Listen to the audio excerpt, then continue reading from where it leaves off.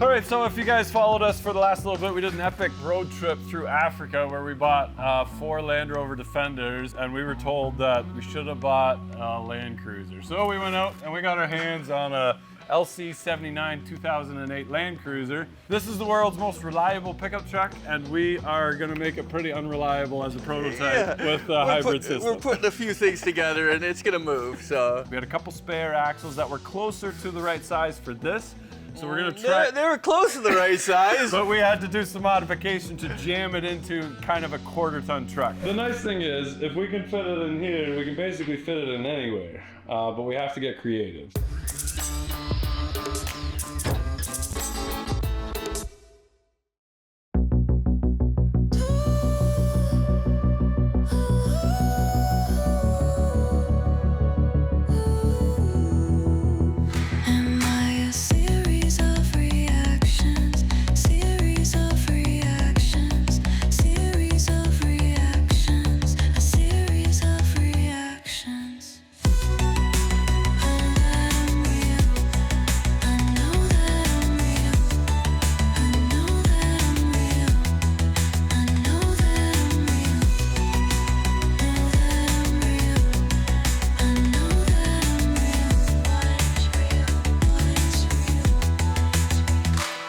So we are taking GM 11-bolt axle to fit inside that and then welding everything solid. T&K did a really nice job putting this all together. So we're just gonna take it all apart again. It looks a lot bigger in the video. Okay, so this is the world's most reliable pickup truck, a 79 series Land Cruiser, and they still make them to this day the exact same way they've made them for, I think, about 30 some odd years. Now, I am not an expert in Land Cruiser, but I can tell that it's very well built, and that is why these are the most commonly used trucks. Now, you can buy them brand new without an engine because they do not meet the emissions standards and they are not legally allowed on the road. This one came from Dubai. It's a 2008. We were able to pick it up quite a bit cheaper than buying a brand new one because it did not run. Somebody swapped a 1HD FTE 4.2 liter 6-cylinder into this truck, but I don't think they ever got it running. By the looks of it, the wiring was hacked quite a bit and it was not done very, very well. The exhaust was not hooked up, but that is a very desirable engine. I spent an afternoon with it just seeing if I could get it to run, and I could not, but we ended up selling this engine. It is already gone. The transmission, transfer case, and all of it is already gone. We're basically harvesting this Land Cruiser and putting in our entire hybrid kit. If you've been following Chase, we got commissioned this build by a mining company. Basically, they want a vehicle that is good on emissions underneath and has remote auxiliary power capabilities, so they can run equipment off of the battery pack while they need it. What we're basically doing with this is taking everything that we've learned from the Ram and trying to make it fit in a much smaller package. All right, so we got the Land Cruiser here. We cleaned everything off. Nice rust-free desert vehicle. Love it. Good and solid, but what I'm gonna do now is I took everything that is related to the engine out. Some shoddy brake lines here that I'm gonna have to redo. That's kind of ugly. Some of this wiring we don't need yet. I gotta figure out. The engine was butchered into here, so rather than figure out what they did and try to undo it, I guess I just start from scratch. Some of these wires are power ground, some of them are gauges, but I imagine that nothing was working. The gauges weren't working. Anyway, I took the truck outside, and basically all I'm gonna do now is place the engine somewhat on its own here. We got a support bar here that's plenty strong, so I can put the front mounts on that and see if we move it that much forward and up, see where that kind of lands us. Otherwise, we can go farther back yet. These mounts, I can cut these off. I think these were put on afterwards. That's some pretty crappy welds. I don't think that's Toyota. So what I can do is cut these off and move these wherever. Should be pretty close to the right width that we need, but I can build my engine mounts out too yet. So we're just gonna place that and then try to roll it underneath and kind of see where it is. So we'll place this and go from there.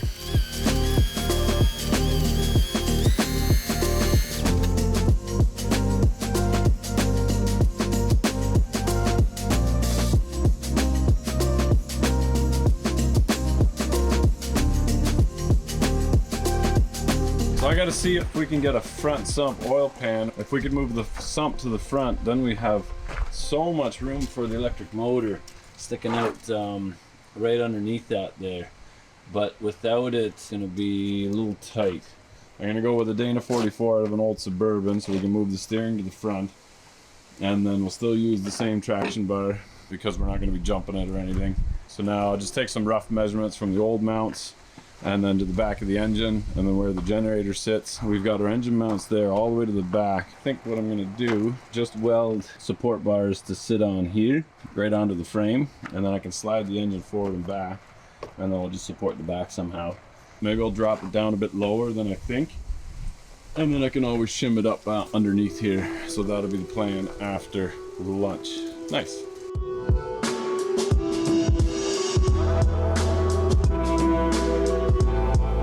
Alright, so we got an 11.5 inch, I think, GM axle. That's what I asked for anyway. All I really care about is that this hub is full floating and fits inside the rim of the Land Cruiser. But we're going to take these spindles off and obviously replace all the brakes. But I want the bracketry. All I'm after is the bracketry and the spindles, which should be caked in oil and should not be rusty. And we'll cut this tube and stick that inside. So we're gonna disassemble this and bring this off the T&K, and we'll be in good shape. Here we go.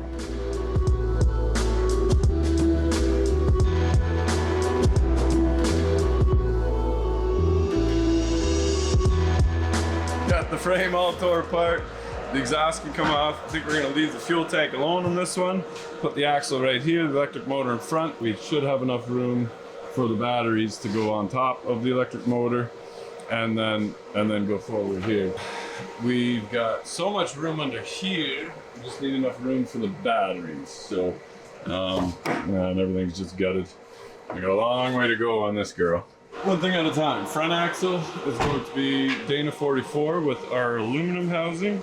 That puts the steering geometry proper for this. So I need to measure that while I'm here. Excellent. We got the entire rear diff into the lathe, and basically it was the wrong width. So we are taking GM 11 bolt axle and basically turn this to fit inside that, and then welding everything solid. That will now have 8 bolt rims to hold all this extra weight that we plan on doing it. That will allow us to put the right hub on there. We can get our axle through here. That is going to go into our spider gears, and then our rear axle is pretty straightforward, and that's done. So this is still the original Dana axle shaft in our Dana differential. The only thing that we've replaced is this hub and brake assembly, which is off a GM 11 bolt. And that is just so that we can fit our 16-inch rims over top and have disc brakes. So essentially we just got rid of our massive drum brakes. Now we didn't have to make this axle new because we were able to cut off about an inch worth of splines and then make this spacer to just take up that extra little bit of length. Now this hub was a lot larger, and we were able to just cut that down and drill new holes to match our 11 bolt hub. So that means as soon as I have to take this all apart just to get Vince to weld that spindle in the differential, but then our rear axle is pretty well stock and shouldn't give us any issues. And again, this is a 5-ton axle in a 79 series Land Cruiser, so she can take a little bit of oomph. Now we decided to do that because if you look at the amount of leaf springs in here, that is pretty substantial, and you can understand why these are the best trucks in the world. We can still fit 16-inch rims on there, so still make it look stock, and then have disc brakes on it. Yeah. So grab an old rusty. But this is a different process. We used as much as we can of that and just change the outer just to kind of see how that fits, because then our suspension mounts are still on the old 5-ton axle, so that's where the load points are. Right. We're basically taking everything that we've learned from the Ram, which, come take a look. Oh, it's so nice. I'm so happy you guys went and suggested the Edison blue, but that is the front axle for the 95. So basically we've taken the stock components, stock suspension, and built the center section for it that housed the electric motor. This was now the new one. This one was a bit smaller than the rear on the Dodge, right? Yeah, the rear had these big lobes on either side, and we realized we don't need them. Also, they were kind of in the way, so we shortened it up. So because there's very little aftermarket support for our LC79, we decided to grab a Dana 44 from an F250, which would have the same 8-bolt pattern as our 11.5-inch GM in the back. All we're really using is the axle tubes and the knuckles that attach to it. Everything else we bought online, brand new, to configure the steering to exactly where we need it to be. Then we cut all the suspension parts off of the LC axle and just welded them in the same place using a jig to make sure that all the geometry and the spacing is exactly the same as it was on the Land Cruiser. Yeah, so we ended up taking off everything from that Dana 44. Essentially all that we're keeping is what you see here that's been cleaned up. Yeah. The original hubs, we're using them as just a way to hold it in place so that we can get a visual on things as we put it together. I've already mocked everything up in the digital realm, and everything's going to work great. It's just a matter of figuring out exactly where everything's going to end up so that we get to our final. The other reason we went with a Dana 44 rather than trying to work with anything that the Land Cruiser had was that the Land Cruiser had the steering in the front and the back, but this actually moves all the steering to the front. We're going to replace these. They're on the way with upgraded everything. And we can bolt the steering linkages on the top, and then we can put a nice drag link over. So the steering will be the exact same setup as what's on the Ram. And now the electric motor, the housing's kind of here, the steering kind of goes around it, and then the electric motor is kind of in the middle of the truck because it's a lot more narrow. She's not as much room to work with, right? A little less. But we're going to make it work. It's good fun. All right, so our 2.8 Cummins, we bought them because we wanted them in our shop as quick as possible.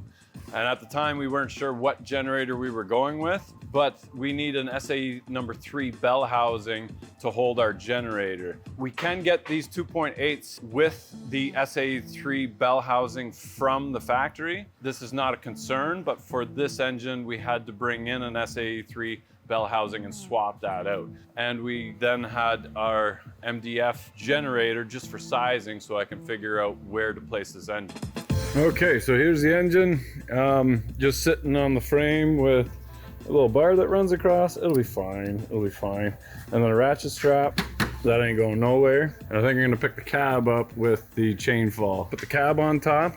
I've got 8 feet now from the back of the generator to the shock mounts on the frame there. And then I've got as much space as I possibly can between the back of the radiator and the front of the engine. So that'll be all our cooling. And this will just go underneath the hump into the firewall, but I don't mind cutting into the firewall if we have to. Yeah, we're gonna put this in place and then we can pick the engine up again and shimmy it and move it however we feel. Let's see how this works.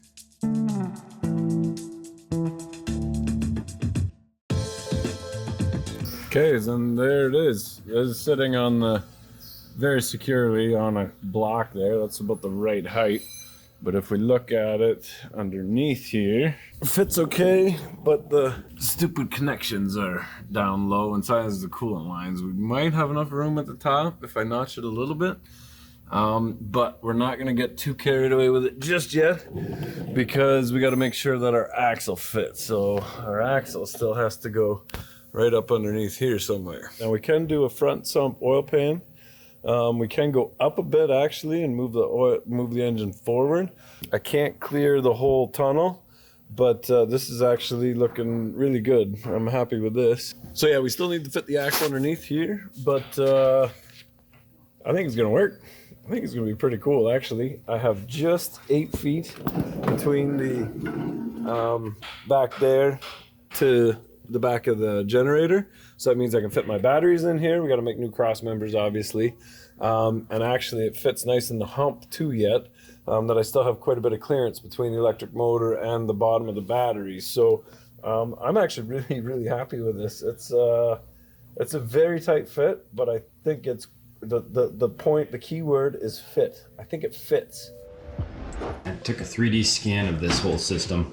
So what we ended up with is this guy here. As you see on my TV screen, there's gonna be some things missing. So now I take this and cross-referencing this to reality with a pair of calipers, I can rebuild one piece at a time, and then using that polygon mesh underneath as just a guide. So that's how we ended up with this model here.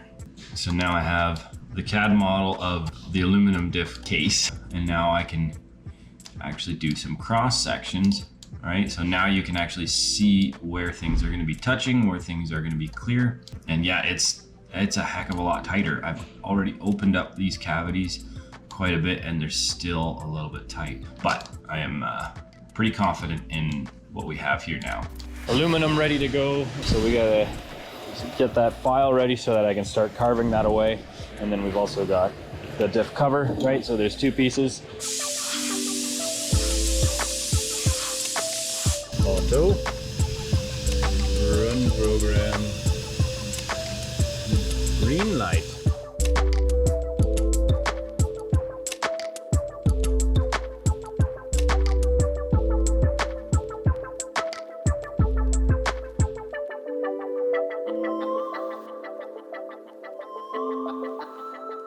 Yeah, so this is when things start to get super fun and exciting. So we got these guys cleaned up, big beautiful chunk of aluminum carved up. We got our top hats carved up and ready to rock. Same on both sides on interference with the aluminum as well as with the existing axle tubes. The next step is going to be getting these guys installed onto these guys, all at the right proper length, so that we know at the end of the day this whole thing is going to be just the right size. A little bit of dressing up to get those to fit, and then dressing up the insides to get these to slip on. Good progress. Very exciting to see it kind of laying out here. We're just gonna have to cross every T, dot every I to make sure that this thing is gonna work. We are currently trying to assemble essentially 4 different axle systems all together into one. So we've got a jig built up so that when we reassemble everything, those components are going to be adapted to these axle components here from the Dana 44, combined with the new aluminum housing, so that they can be mounted together onto the Land Cruiser. So very soon we'll be able to actually start assembling all the components together.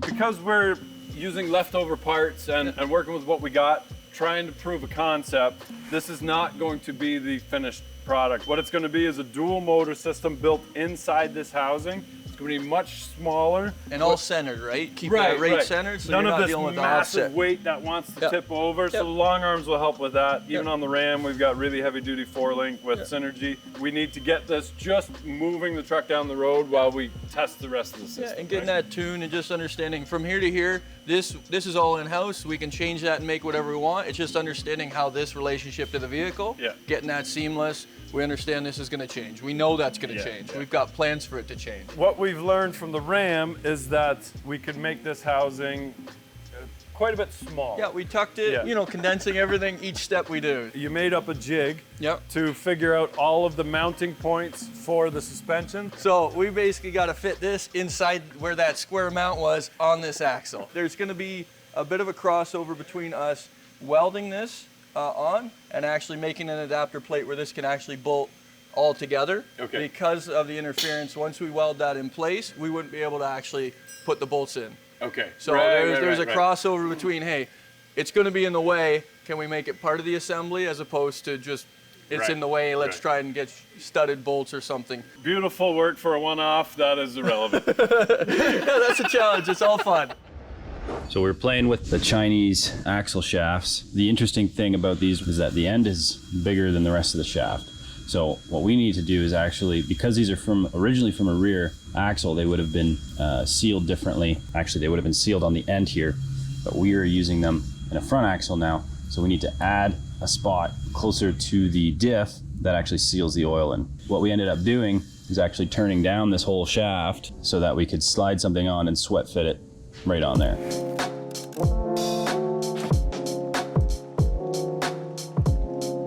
So the next step is to slide those things on while they're hot and then let them cool off on there. Probably add some welds and just make sure that it's super, super solid and no oil will ever get out through it. Perfect. So next step will be to pop this back in the lathe, turn that guy down until it's the perfect size. So now we've got the motor up there, the new axle, at least parts of it. We spent a lot of time making sure that everything was aligned properly. And now we're kind of finally getting an idea of what this thing's gonna look like once it's in place. We got shocks going in, and those are gonna help us limit where this thing moves. Straps are holding it in place right now. We're gonna roll the We'll just do some arm curls and just get her up in there. we got some tacks just holding everything in place just while we verify, and then once we're a little bit more sure. It was impressive having him coming out of the hood. Look where I can fit. So we've got our 16-inch rims on there, Steelies from GM.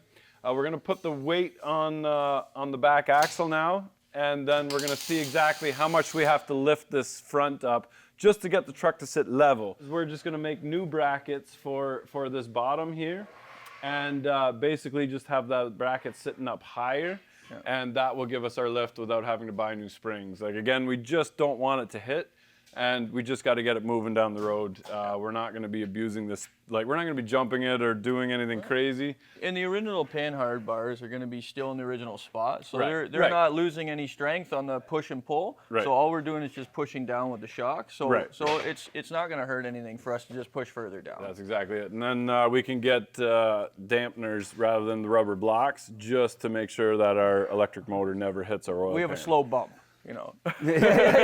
So we're gonna put this thing up on blocks and see exactly how much room we have. And then make sure we can close the hood. Yeah. So we got some new steering parts. So they showed up. So this is nice because the steering is all on a bracket on the front, or on the top, sorry. This is just an simply. extra bar. We'll set it in and it'll offset around the electric motors or whatever Yeah, we have to yeah, do. yeah. So that was the reason we did jump into this Dana as opposed to the Toyota. Because Right. the Toyota had two bars, one on front, one on back. There was no room for any electric motor. So There's gonna be like zero compression on these springs. all of a sudden we're just gonna, someone's gonna like a quarter. someone's gonna have to sit on the bumper to get some movement so we know we're down. Are you going right under that block, Rich? I gave you this. Oh, that is wide enough. Yeah. Yeah, you're good. So that's down, but the tires aren't like squashed, right? Yeah.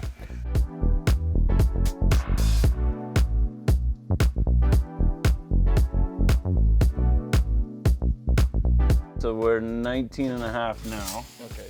And then half of this is 30. So we're 15. Yeah, so you're 15. So the bottom of the oil pan there is only an inch and a half, inch and a quarter. So we only have 4 inches of movement before we hit these adjustable stops, Okay, yeah. right? That'll set us up for our stop there. So we only got 4 inches. So if we drop 4 inches, we'll still have that clearance there.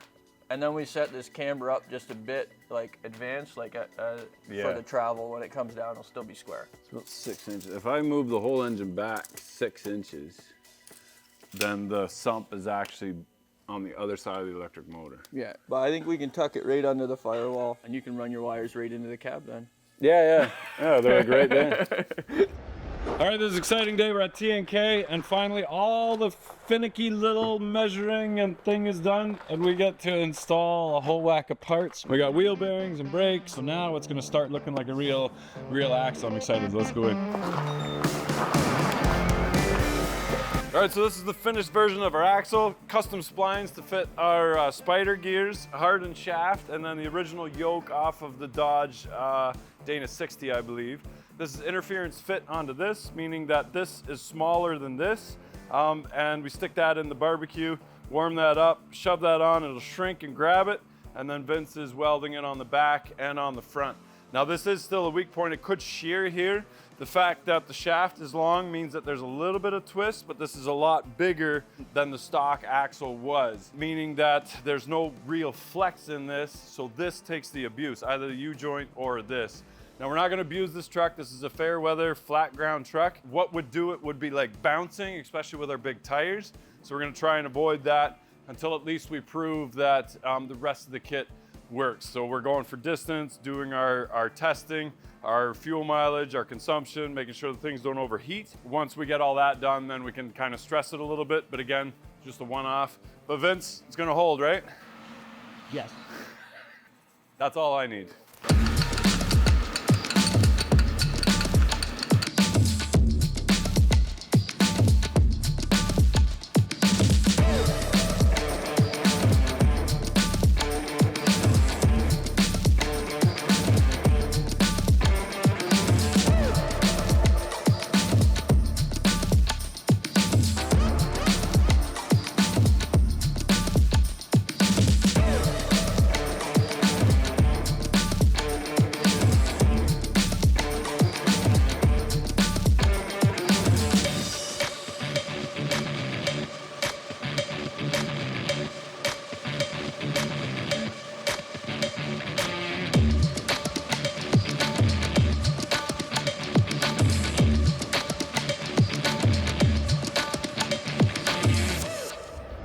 coming out of the factory, there was a bolt kind of shoved in somewhere to get the spacing right. Like what we ended up doing with these plates is saying, okay, I don't care what is going on with the jig and with the original stuff. I want this axle to sit perfectly flush or perfectly level with these holes here and here, right? Or not perfectly level. We tilted it a little bit to get our caster just right, but it was funky business. We could not reference the original material to make everything new. And then this bracket is thicker than the rest so that we could space that out to meet the top hat. Yeah. But because of that, the holes are drilled and they're actually drilled through here. Yeah. So we'll straighten this out. Yeah. And then we're going all black. Let's do it. All black. Nice.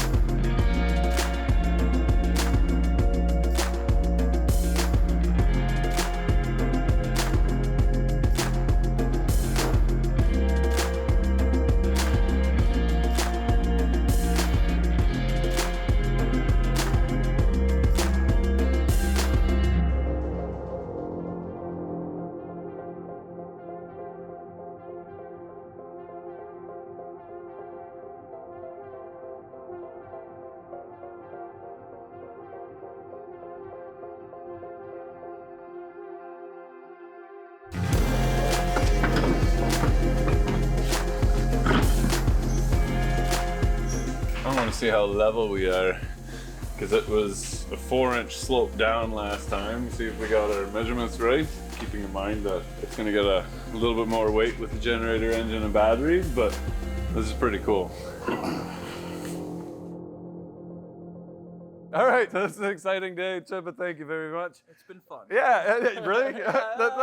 So it's like I got fun, more gray hairs. Fun, stressful, fun, and then the last couple of weeks is just like home stretch. Yeah, home stretch. All the little pieces have to fit together, and that's been a bit of the challenge. So, so that's good. And it's nothing to do with anything that we ordered or came across. It's just that it's a bunch of different parts. A mashup. It's a mashup, which is what we specialize in the Boss Garage. It's originally the Dana 44 was out of 79 Suburban, and then to catch the 8-bolt lug pattern, we went with F250 ends, and then our steering was a kit off of eBay, but yeah, none of those actually fit either. We need a little bit of an offset to get under this stabilizer or the track bar. Yeah, and then getting everything to mount up has just been fun. Yeah. After one thing fits and another thing doesn't, and then you move it, and it's like, oh, now what? So it's good. It's in. Yeah.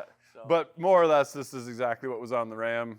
It's got one long arm instead of the 4-link. We've moved all the steering to the front. We've got the electric motor in the back.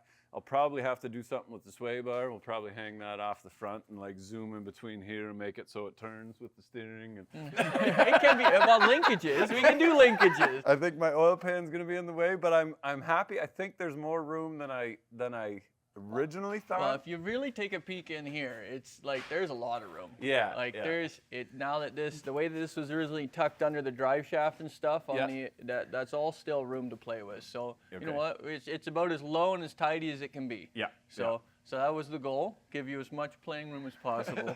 I'm gonna take it back to the shop, and then we're gonna get right into putting the engine in it right away. Yeah. And see if I have to notch the firewall at all. And then we've got a lot of the components already that are going to go into this truck. What's the rating of this Toyota? This one? Like 5-ton? Yeah, well now. but originally this is like a 1/4-ton setup and you're trying to put a 5-ton electric system underneath it. So that was, all in all, it was fun. You'll be the first one I call for a ride down the road. So, no, let me know how it goes and then I'll hop in. All right, there's our nice cab, and there's the nice Land Cruiser. Now T&K did a really nice job putting this all together, so we're just gonna take it all apart again. I think they've had the axle together and apart at least 15 times. I get to do that with the body now. Here we go.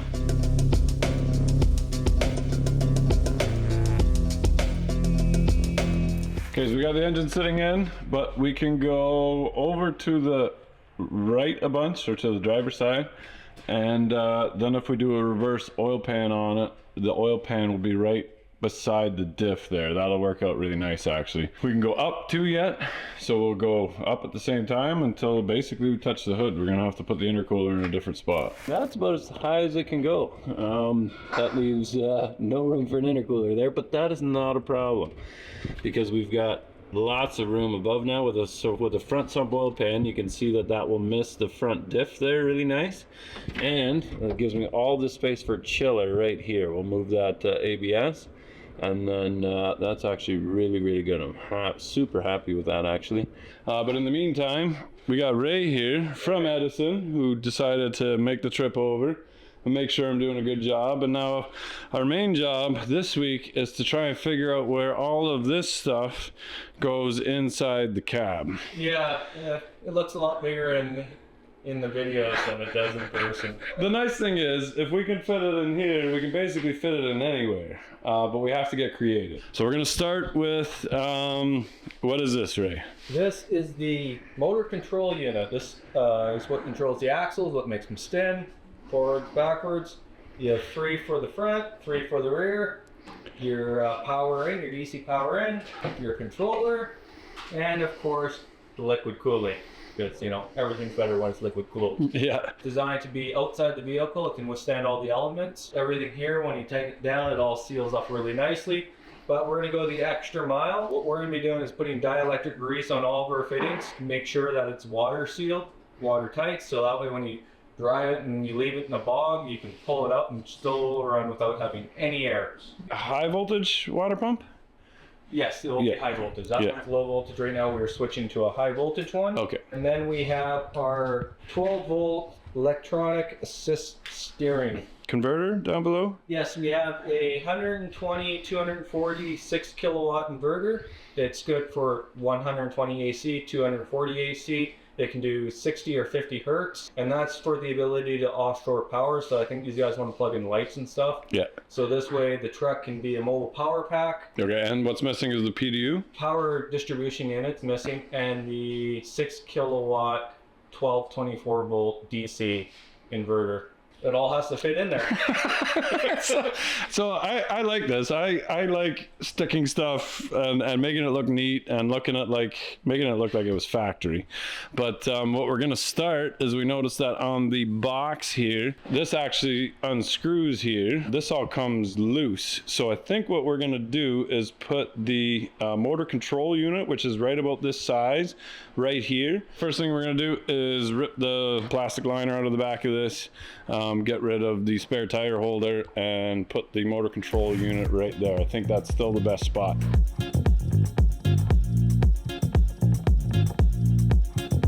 So this is an inch thick. We got an inch and a half, almost 2 inches between the cab and this. So we only need to come out like another inch and this whole MCU will be hidden, which won't take up any of the box space. Yeah. So it's basically gonna get rid of the spare tire. Yeah, that's a perfect spot for the MCU because we can go up a bit higher yet. All of that will still be hidden as long as the wires can come out between the cab here nicely. Actually, that should almost be perfect. I like it. I like it. All right. Got tips on this one. Here we go.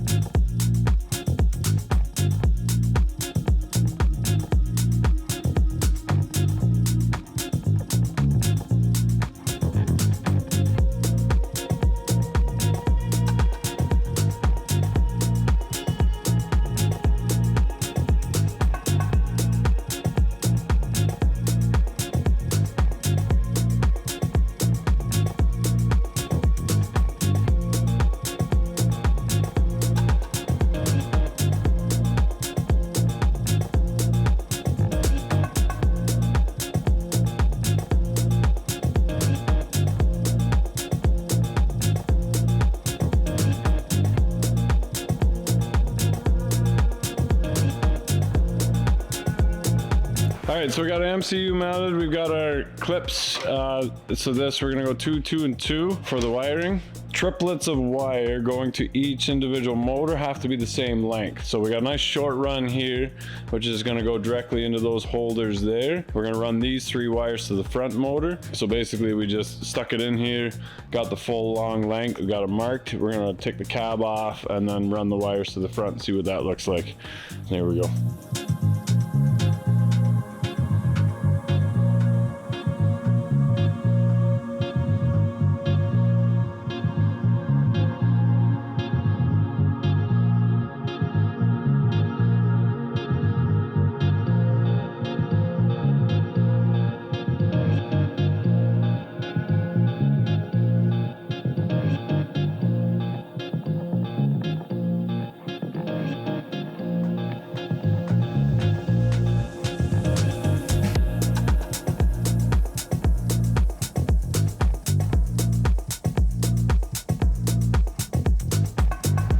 All right, so I'm gonna get going on making our chiller box, which is pretty big.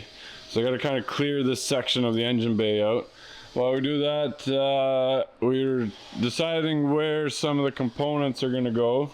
We've got the motor control unit just in the box there, and what's cool is once you take the space out of the box, it really doesn't take up any space whatsoever, just about an inch past this. And then the customer actually wanted some of the inverters and everything as much in the box and not inside the cab. They want to keep the cab for people, and if we can keep this kind of flush with the wheel wells and go down behind it, we're okay for that. We're kind of stuck here just until we have a few more parts, but they're on their way. We got a front sump oil pan coming, and our radiators are coming, and they're custom built, one to wrap around the other, one for the EV cooling side and one for the engine cooling side, and that determines where my engine's gonna sit, where the exhaust goes, where the plumbing goes, all of that fun stuff.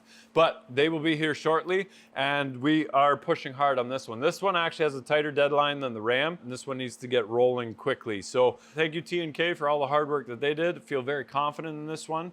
Also, if you check out Edison, they've got the property out in Golden. They are leveling for the shop that they're gonna build. They've got cabins heading out there already, so I'll be heading out there at some point too to check out all the progress out there. And we're getting a shop over here where we're talking to a few people, keeping the options open. We're narrowing it down, but a very, very exciting summer. So thanks for watching. Appreciate every single one of you guys. And remember, if you're not filthy, you're not rich. Get out there, dream it, and build it, because eventually it all kind of seems to come together. So here we go.